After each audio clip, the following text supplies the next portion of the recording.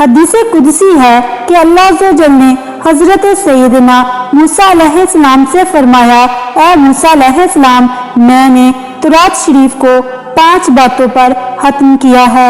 अगर तुम इन पर अमल करोगे तो ही तौरात का इल्म तुझे नफा देगा।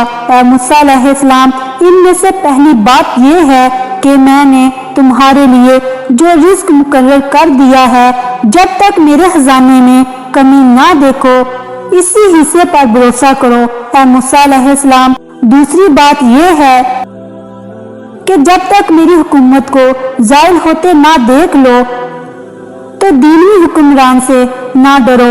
ए मूसा अलैहिस्सलाम, तीसरी बात यह है कि जब तक तुम खुद को हिलाफे ओला से हाली ना पाओ, किसी के ऐब की टो में ना पड़ो।